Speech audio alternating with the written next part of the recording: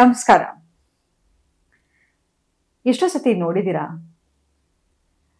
ನಮ್ಮ ಪಾಸ್ಟನ್ನ ಕಂಪೇರ್ ಮಾಡಿದ್ರೆ ಇವತ್ತು ನಾವು ಎಷ್ಟೋ ಬೆಟರ್ ಸಿಚುಯೇಷನಲ್ಲಿ ಇರ್ತೀವಿ.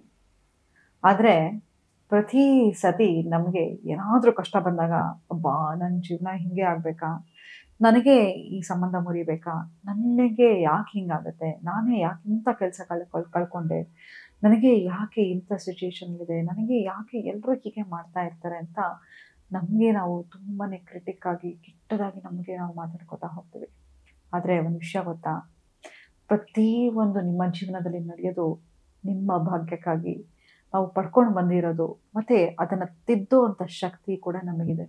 ಯಾಕಂತ ಹೇಳಿದ್ರೆ ನಮ್ಮ ಆಲೋಚನೆಗೆ ಅಂತಹದೊಂದು ಶಕ್ತಿ ಇರುತ್ತೆ. ಎಂಥದನ್ನೂ ಸೃಷ್ಟಿ ಮಾಡ್ತಕ್ಕಂಥದ್ದು. The power of subconscious mind ಅಂತ ಒಂದು ಬುಕ್ ಇದೆ. ಜೋಸೆಫ್ ಮರ್ಫಿ ಅವರು ಸುಪ್ತ ಮನಸ್ಸಿಗಿರ್ತಕ್ಕಂತಹ ಪವರ್ ಏನಪ್ಪ ಅನ್ನೋದ್ರ ಬಗ್ಗೆ ತುಂಬಾನೇ ಅದ್ಭುತವಾಗಿ ಹೇಳಿದ್ದಾರೆ. ನಿಮಗೆ ಸಮಯ ಸಿಕ್ಕಿದ್ರೆ ಆ ಬುಕ್ಕನ್ನು ಓದಿ ಹೇಗೆ ನಮ್ಮ ಆಲೋಚನೆ ಎಷ್ಟು ಮಟ್ಟಿಗೆ ಪವರ್ ಕೊಡುತ್ತೆ ಅನ್ನೋದ್ರ ಬಗ್ಗೆ ತುಂಬಾನೇ ಚೆನ್ನಾಗಿ ಅದ್ಭುತವಾಗಿ ವಿವರಿಸಿದ್ದಾರೆ. ಅಲ್ಲದೆ ಇವಾಗ ಏನಪ್ಪ ಆಗ್ತಾ ಇದೆ ಅಂತ ಹೇಳಿದ್ರೆ ನೋಡಿ, ಬೇಕಾದ್ರೆ ಅಬ್ಸರ್ವ್ ಮಾಡಿ. ನೀವು ಒಂದು ಹಾಡನ್ನು ಮನೇಲಿ ಸುಮ್ಮನೆ ಹಾಡ್ತಾ ಇರಿ, ಆಯಿತಾ? ಬೆಳಗ್ಗೆ ಎದ್ದ ತಕ್ಷಣ ಯಾವುದೋ ಒಂದು ಹಾಡನ್ನು ಹಾಡ್ತಾ ಇರಿ. ನಿಮ್ಮ ಅಮ್ಮ ಅಥವಾ ನಿಮ್ಮ ಹೆಂಡತಿ ಯಾರೋ ಒಬ್ರು ಅಡುಗೆ ಮಾಡಬೇಕಾದ್ರೆ ಅದೇ ಹಾಡನ್ನು ಗುನುಗ್ತಾ ಇರ್ತಾರೆ. ಕೇಳಿದ್ದೀರಾ? ಯಾರೋ ನಿಮ್ಮ ಆಫೀಸಲ್ಲಾಗಿರ್ಬೋದು, ಏನೋ ಒಂದು ಸುಮ್ಮನೆ ಒಂದು ಹಾಡು ಹೇಳ್ತಾ ಇರಿ. ಹಾಗೆ ಅದೇ ರೀತಿ ಆಲೋಚನೆಗೂ ಕೂಡ ಪವರ್ ಇರುತ್ತೆ. ಯಾರನ್ನೋ ಒಂದ್ಸತಿ ಸುಮ್ಮನೆ ಮೀಟ್ ಮಾಡಿ, ಒಂದು ರೂಮಲ್ಲಿ ಕೂತಿರಿ.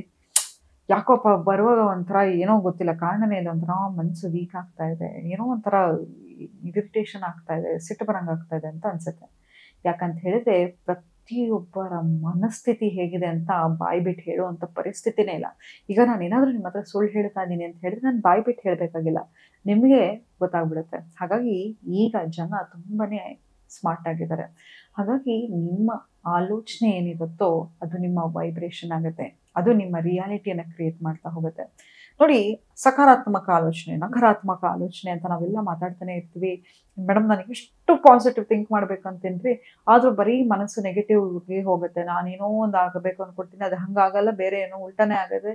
ಯಾಕೆ ಹಿಂಗಾಗ್ತಾ ಇದೆ, ಯಾಕೆ ಹಿಂಗಾಗ್ತಾ ಇದೆ ಅಂತ ಹೇಳಿದ್ರೆ ನಿಮ್ಮ ಮನಸ್ಸು ಒಂದು ಮಗುವಿನ ಥರ. ದಿನ ಅದಕ್ಕೆ ಹೇಗೆ ಆಲೋಚನೆ ಮಾಡಬೇಕು ಅನ್ನೋದನ್ನ ನೀವು ಹೇಳ್ಕೊಡ್ತಾ ಹೋಗ್ತಾ ನಿಮ್ಮ ಮನಸ್ಥಿತಿ ಬದಲಾಗ್ತಾ ಹೋಗುತ್ತೆ. ಅದ್ರ ಬದಲಾಗಿ ಸದಾ ಕ್ರಿಟಿಕ್, ಕೆಟ್ಟದಾಗಿ ಯೋಚನೆ ಮಾಡೋದು, ನಿಮ್ಮ ಬಗ್ಗೆ ಕೆಟ್ಟದಾಗಿ ಮಾತಾಡ್ಕೊಳ್ಳೋದು, ಯಾವುದೋ ಒಂದು 10 ವರ್ಷದಿಂದ ಆಗಿದ್ದು, 5 ವರ್ಷದಿಂದ ಆಗಿದ್ದನ್ನ ಕೂತ್ಕೊಂಡು ಇವತ್ತೂ ಯೋಚನೆ ಮಾಡ್ತಾ ಇದ್ರೆ ಮುಂದೆ ಚೇಂಜ್ ಆಗಬೇಕು ಅಂದರೆ ಸಾಧ್ಯನಾ? ನೋಡಿ, ನಮ್ಮ ಜೀವನ ಯಾವತ್ತೂ ತಿಳ್ಕೊಳ್ಳಿ ಒಂದು ಸೈನಸಾಯ್ಡಲ್ ವೇವ್ ಥರ. ಒಂದ್ಸತಿ ಖುಷಿ ಇರುತ್ತೆ, ಒಂದ್ಸತಿ ದುಃಖ ಇರುತ್ತೆ, ಖುಷಿ ಇರುತ್ತೆ, ದುಃಖ ಇರುತ್ತೆ. ಒಂದೇ ರೀತಿ ಜೀವನ ಇರೋಕ್ಕೆ ಸಾಧ್ಯನಾ? ಖಂಡಿತವಾಗ್ಲೂ ಇಲ್ಲ. ಈಗ ನೋಡಿ, ಬೆಳಗ್ಗೆ ಎದ್ದ ಕೂಡಲೇ ಚಳಿ ಇತ್ತು, ಮಧ್ಯಾಹ್ನ ಆದ್ಮೇಲೆ ಸ್ವಲ್ಪ ಸೆಕೆ ಆಗ್ತಾ ಇತ್ತು, ಸಂಜೆ ಆದ್ಮೇಲೆ ಮತ್ತೆ ಚಳಿ ಆಗ್ತಾ ಹೋಗುತ್ತೆ. ವೆದರು ಅಷ್ಟೇ ಅಲ್ವಾ? ಪ್ರತಿ 3 ತಿಂಗಳಿಗೆ 4 ತಿಂಗಳಿಗೆ ಒಂದ್ಸತಿ ವೆದರ್ ಚೇಂಜ್ ಆಗ್ತಾ ಹೋಗುತ್ತೆ. ಇಡೀ ವರ್ಷ ಸಮ್ಮರ್ ಸೀಸನ್ ಆಗಿದ್ರೆ ನಮ್ಗೆ ನೀರು ಸಿಗುತ್ತಾ? ಇಡೀ ವರ್ಷ ಮಳೆ ಇದ್ರೆ ಬೆಳೆ ಬೆಳೆಯೋಕ್ಕೆ ಸಾಧ್ಯನಾ? ಇಡೀ ವರ್ಷ ಚಳಿ ಇದ್ರೆ ನಾವು ಇರ್ಲಿಕ್ಕೆ ಸಾಧ್ಯನಾ? ಹಾಗೆ ಪ್ರತಿ ಸತಿ ನಮ್ಮ ಜೀವನದಲ್ಲಿ ಬದಲಾವಣೆ ಅನ್ನೋದು ತುಂಬಾನೇ ಅವಶ್ಯಕತೆ. ಹಾಗಾಗಿ ಪ್ರತಿ ಸತಿ ನೋಡಿ, ಎಕ್ಸಾಂಪಲ್, ಯಾರಿಗೋ ಒಬ್ರಿಗೆ ಮನೇಲಿ ಕಾಯಿಲೆ ಬರುತ್ತೆ ಅಂತ ತಿಳ್ಕೊಳ್ಳೋಣ. ಮನೇಲಿ ಎಣ್ಣೆ ಹಾಕಿ ಅಡುಗೆ ಮಾಡೋದನ್ನ ನಿಲ್ಲಿಸ್ತೀವಿ, ಆರೋಗ್ಯಕರವಾದ ಅಡುಗೆಗಳನ್ನು ತಿನ್ಲಿಕ್ಕೆ ಶುರು ಮಾಡ್ತೀವಿ. ಸೊ ಪ್ರತಿಯೊಂದು ಕಾಯಿಲೆ ಕೂಡ ಮನುಷ್ಯನಿಗೆ ಬಂದರೆ ಅದು ನಮಗೆ ಏನೋ ಒಂದು ಹೇಳ್ಕೊಡ್ತಾ ಇರುತ್ತೆ. ನಾವು ಮತ್ತೆ ಅದನ್ನ ತಿದ್ದುಪಡಿ ಮಾಡಿಕೊಂಡು ನಮ್ಮ ಜೀವನವನ್ನು ನಡೆಸ್ತಾ ಹೋಗ್ಬೋದು. ಸಡನ್ನಾಗಿ ಕೆಲಸ ಕಳ್ಕೊಂಡ್ರೆ ಸೇವ್ ಮಾಡೋದನ್ನು ಹೇಳ್ಕೊಡ್ತಾ ಹೋಗುತ್ತೆ. ಸಡನ್ನಾಗಿ ಒಂದು ರಿಲೇಷನ್ಶಿಪ್ ಲಾಸ್ ಆಗ್ತಾ ಹೋದರೆ ಆ ವ್ಯಕ್ತಿ ಇಲ್ಲದೆ ಕೂಡ ನಾನು ಬದುಕ್ಬೋದು, ನನ್ನ ಇಂಪಾರ್ಟೆನ್ಸನ್ನು ನಾನು ತಿಳ್ಕೊಳ್ತಾ ಹೋಗ್ತೀನಿ. ಹಾಗಾಗಿ ನಿಮ್ಮನ್ನು ನೀವು ಬೆಲೆ ಕೊಟ್ಕೊಳ್ಳೋದಕ್ಕೆ ಶುರು ಮಾಡಿ. ನಿಮ್ಮ ಬೆಲೆ ನಿಮಗೆ ಗೊತ್ತಾಗಬೇಕು. ಆಗಲೇ ನಿಮ್ಮ ಜೀವನದಲ್ಲಿ ಏನು ಬೇಕಾದರೂ ಸಾಧನೆ ಮಾಡಲಿಕ್ಕೆ ಸಾಧ್ಯ. ಇವತ್ತಿಂದ ನಿಮ್ಮ ಮೊಬೈಲಲ್ಲಿ 1 ಅವರ್ಗೆ ಒಂದ್ಸತಿ ಅಲಾರಾಮನ್ನು ಇಟ್ಕೊಳ್ಳಿ. ಹೇಗೆ ಏನು ತಿಂತಾ ಇದ್ದೀನಪ್ಪ ಅಂತ ಹೇಗೆ ಹೆಲ್ತ್ ಡಯೆಟನ್ನು ಮೇಂಟೈನ್ ಮಾಡ್ತೀರೋ, ಮೆಂಟಲ್ ಹೆಲ್ತ್ ಡಯೆಟನ್ನು ಮೇಂಟೈನ್ ಮಾಡೋದು ಕೂಡ ತುಂಬಾ ಮುಖ್ಯ. ಯಾವ ರೀತಿ ಯೋಚನೆ ಮಾಡ್ತಾ ಇದ್ದೀನಿ, ಯಾವ ರೀತಿ ಆಲೋಚನೆ ಮಾಡ್ತಾ ಇದ್ದೀನಿ, ಪ್ರತಿಯೊಂದು ಆಲೋಚನೆಗೂ ಅದರ ರಿಯಾಲಿಟಿ ಕ್ರಿಯೇಟ್ ಮಾಡತಕ್ಕಂಥ ಶಕ್ತಿ ಇರುತ್ತೆ. ಹಾಗಾಗಿ ಪ್ರತಿಯೊಂದು ಆಲೋಚನೆ ಹೈ ವೈಬ್ರೇಷನ್ ಆಗಿರಬೇಕು. ಪ್ರತಿಯೊಂದು ಆಲೋಚನೆ ಪ್ಯೂರಿಟಿಯಿಂದ ಇರಬೇಕು. ನೀವು ನೋಡಿ, ಬೇಕಾದ್ರೆ ಎಕ್ಸಾಂಪಲ್ ಕೊಡ್ತೀನಿ, ಕಣ್ಮುಚ್ಕೊಳ್ಳಿ. ನೀವು ಯಾರಾದರೂ ಒಂದು ವ್ಯಕ್ತಿ ನಿಮ್ಮ ಜೀವನದಲ್ಲಿ ತುಂಬ ಕಷ್ಟವನ್ನು ಸೃಷ್ಟಿ ಮಾಡಿರ್ತಕ್ಕಂಥವ್ರು, ಮೋಸ್ಟ್ ಡಿಫಿಕಲ್ಟ್ ಪರ್ಸನ್, ನಿಮ್ಮ ಜೀವನದಲ್ಲಿ ಏನೋ ಒಂದು ಅನ್ಯಾಯ ಮಾಡಿರತಕ್ಕಂಥ ವ್ಯಕ್ತಿಯನ್ನು ನೆನೆಸ್ಕೊಳ್ಳಿ. ಎಷ್ಟು ಎದೆ ಭಾರ ಅನಿಸ್ತಿದೆ ಅಲ್ವಾ?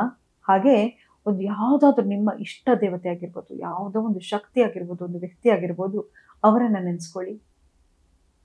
ಎಷ್ಟು ಬೇಗ ಒಂದು ಹೈ ವೈಬ್ರೇಷನ್ ಅನ್ಸತ್ತಲ್ವಾ? ಹಾಗೆ ನಿಮ್ಮ ಆಲೋಚನೆಗೂ ಇದೇ ರೀತಿ ಶಕ್ತಿ ಇರುತ್ತೆ. ಸೊ ಇವತ್ತಿಂದ ನಿಮ್ಮ ಮೆಂಟಲ್ ಹೆಲ್ತ್ ಡಯಟನ್ನು ನೀಟಾಗಿ ಇಟ್ಕೊಳ್ಳಿ. ಪ್ರತಿ ಒಂದು 10 ನಿಮಿಷಕ್ಕೆ ಒಂದ್ಸತಿ ನೀವೇ ನಿಮ್ಮನ್ನ ಕೇಳ್ಕೊಳ್ಳಿ, ಸರಿಯಾಗಿರ್ತಕ್ಕಂಥ ಆಲೋಚನೆ ನಾನು ಮಾಡ್ತಾ ಇದ್ದೀನಾ? ಪ್ರತಿ 1 ಅವರ್ಗೆ ನಿಮ್ಮನ್ನ ನೀವು ಕೂತ್ಕೊಂಡು ಕೇಳ್ಕೊಳ್ಳಿ, ಹೇಗಿದೆಯಪ್ಪ? ಹೇಗೆ ಅನಿಸ್ತಿದೆ ನಿನಗೆ? ಖುಷಿಯಾಗಿದೆಯಾ? ಅಂತ ನಿಮ್ಮ ಫ್ರೆಂಡ್ಸನ್ನ ಹೇಗೆ ಕೇಳ್ತೀರಲ್ಲ, ಆ ಸ್ವಲ್ಪ ಕರುಣೆ ಆದರೂ ನಿಮ್ಮ ಮೇಲೆ ನೀವು ತಗೊಂಡು ನಿಮ್ಮನ್ನ ನೀವು ಕೇಳ್ಕೊತಾ ಹೋಗಿ ಅಂತ ಹೇಳ್ತಾ ಇವತ್ತಿನ ಸಂಚಿಕೆಯನ್ನು ನಾನು ಮುಕ್ತಾಯಗೊಳಿಸ್ತಿದ್ದೀನಿ. ಧನ್ಯವಾದಗಳು.